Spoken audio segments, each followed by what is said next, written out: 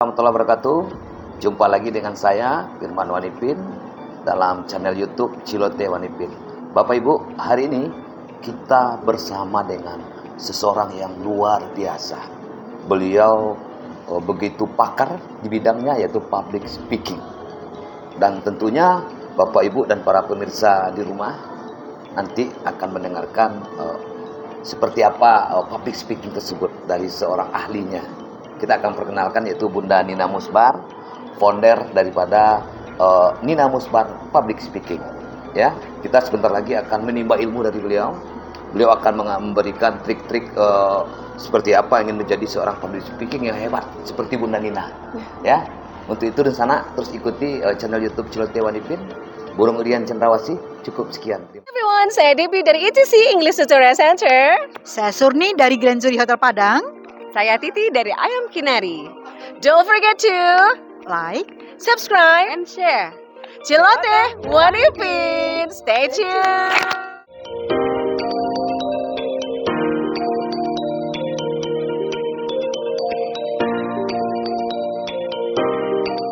Halo, assalamualaikum warahmatullahi wabarakatuh. Sanak Cilote Wanipin, perkenalkan saya Nina Musbar, founder dari Nina Musbar Class of Public Speaking. Berbicara tentang public speaking, tentu kita berbicara tentang komunikasi. Tahu nggak Sana? Kalau faktor kesuksesan seseorang itu terletak dari kemampuan berkomunikasi. Ada sebuah survei yang mengatakan 78% keberhasilan seseorang terletak pada skill komunikasinya.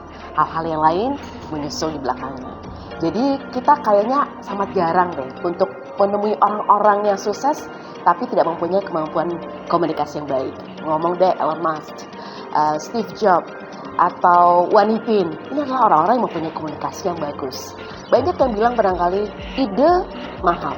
Tapi akankah mahal ide itu kalau tidak bisa tersampaikan dengan baik? Atau bisakah ide itu masih dianggap mahal kalau tidak bisa meyakinkan orang lain?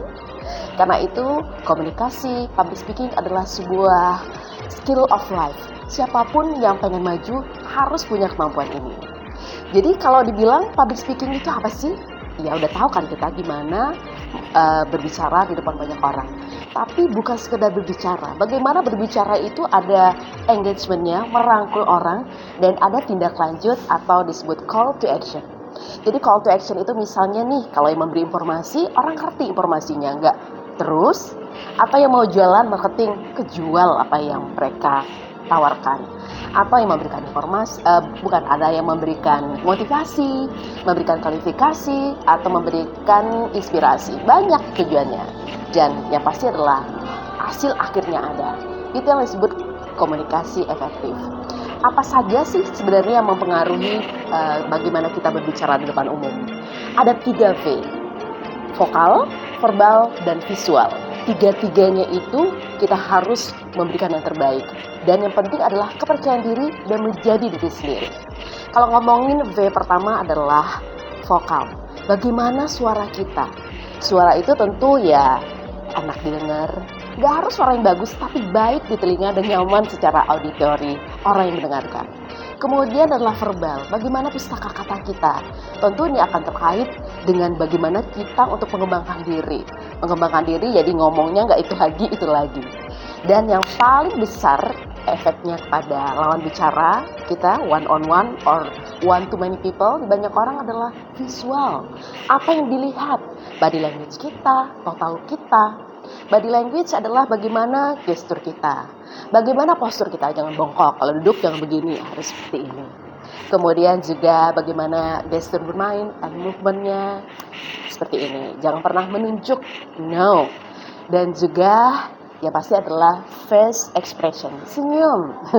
Itu harus senyum. Senyum ini paling tidak akan membuat hormon endorfin dan kemudian serotonin ya, dopamin itu keluar. Jadi senyum yang baik adalah benar-benar senyum ya, simetris, ditahan 10 detik.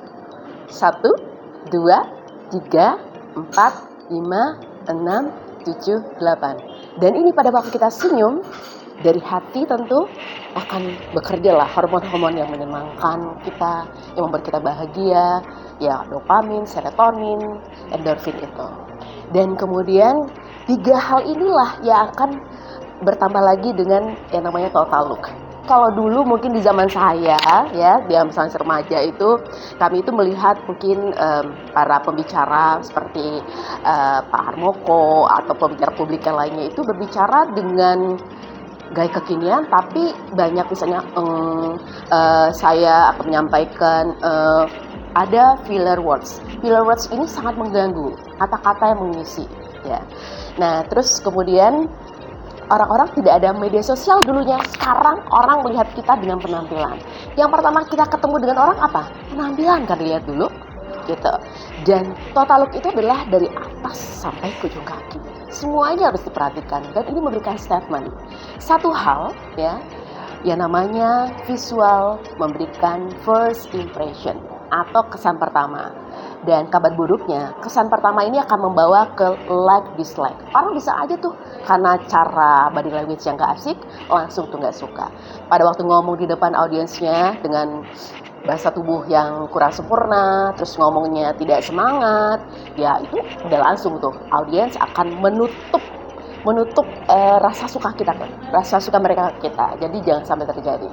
Jadi ada namanya vokal, verbal, dan visual. 3 hal ini yang harus kita kuatkan dan menjadi diri sendiri. Kenapa? Kalau dibilang sih sebenarnya public speaking ini bukan masalah harus bagus, harus sesuai dengan tekniknya, enggak. Public speaking adalah memilih untuk berani. Ada yang bilang, ya namanya kalau kita udah memikirkan apa di depan publik dan kemudian memikirkan teori-teori, malah akhirnya bingung sendiri. Jadi yang pertama adalah memilih untuk berani, ngomong aja dulu, lupakan yang namanya segala teknik-teknik itu, dengan keinginan untuk berbagi info yang baik, untuk berbicara dengan hati gitu. Ngomongin hati, orang pada waktu pertama kali bertemu, pada waktu kita membuka sebuah presentasi misalnya, itu digunakan adalah feeling, bukan thinking. Jadi, sentuh hati audiens dengan mengucapkan selamat pagi, kemudian memberikan apresiasi, senang sekali berada di antara Bapak Ibu, gitu. Yang keren-keren dan saya merasa ikut keren juga nih, gitu. Dan semangat. Nah, kalau kita udah menyentuh hati audiens kita, mereka akan membuka pertahanan untuk memberikan kita welcome untuk berbicara dan mereka akan menerima kita. Jadi pada waktu pertama kali ketemu bukan data. Jangan langsung data dulu, no. Sentuh hatinya, maka Anda akan mendapatkan tempat yang luar biasa di depan audiens. Dan jadikan audiens teman. Teman itu, ya kenapa? Kalau kita memikirkan audiens adalah audiens, itu kita akan mengalami apa ya? Jarak. Kalau menganggap teman pasti body language kita akan beda, cara menyapa juga akan beda. Banyak hal sebenarnya terkait dengan public speaking. Dan public speaking ini adalah sebuah seni, sesuatu yang never ending learning, dipelajari kapan aja. Tapi kalau mau belajar lebih banyak lagi, boleh ke Nina Musbar kelas public speaking. Kalau di Padang, tempatnya memang di Padang sih, Jalan Proklamasi nomor 14. Jadi, saya tunggu di kelas ya, kalau mau mengetahui lebih lanjut. Terima kasih, Sanak Cilote Wanipin. Wanipin, kalau pengen tahu seperti apa kelas saya, boleh deh dikepoin ya IG-nya @ninamusbar.class. Ditunggu ya. Hoi zusammen, alle zusammen. Vergiss nicht like und share Chilote Group von Wanipin. Alles gut.